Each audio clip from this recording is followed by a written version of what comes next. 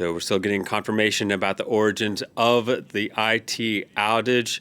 Let's speak to Wassim Cornet in Los Angeles. He's standing by. We can speak to him now. Hello to you, Wassim. This outage occurring the middle of the night. What more do we know about the cause? Well, we know that it came from a company called CrowdStrike, which is a cybersecurity firm that is based here in the United States, based in Texas. Now, CrowdStrike is a major player in cybersecurity. They have billions of dollars in annual revenue, and they have multiple products, including things that they call EDRs, which are kind of like antiviruses. And of course, we all know that online threats change and evolve constantly. So these antiviruses that companies have and systems have worldwide need to adapt, and there are constant updates being pushed out to update those antiviruses. And so one of these updates contains a major glitch, a major issue, and that has been affecting some systems that are running on Microsoft. Now, there is some good news, is that there appears to be a fix that is being pushed out by CrowdStrike right now, but it does appear that this is supposed to be a manual fix, and that every single computer affected by this outage has to be fixed one by one. Every single computer, of course, that's going to mean a lot of delays, Wassim. This occurring overnight in the United States. What has the impact been on some U.S. companies?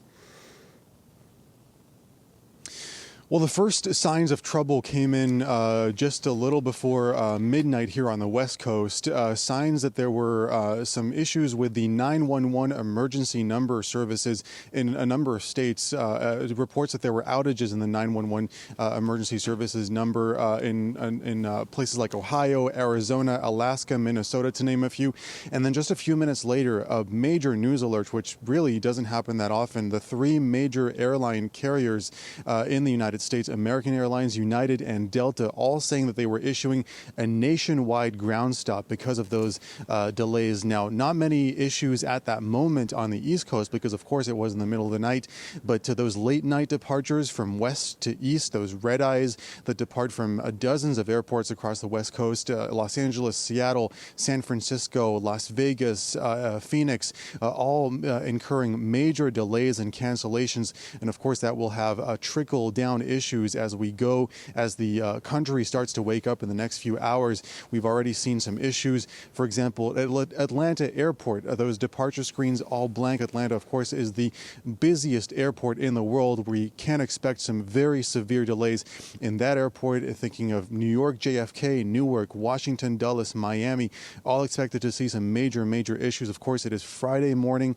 over there, and Friday is always a very busy travel day. So anyone traveling in that part of the world will definitely have to be very patient. Indeed. And Wassim, we're hoping to speak to our London correspondent later in the day. But have you been following about the outages abroad, beyond the U.S., and how that's affecting things?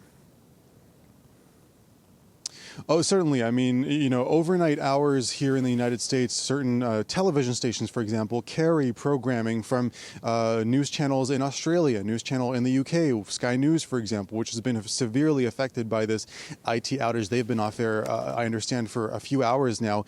And even local news stations here, some of these national affiliates, I'm thinking specifically of NBC, for example, which has been severely affected by this outage. So this is certainly making news.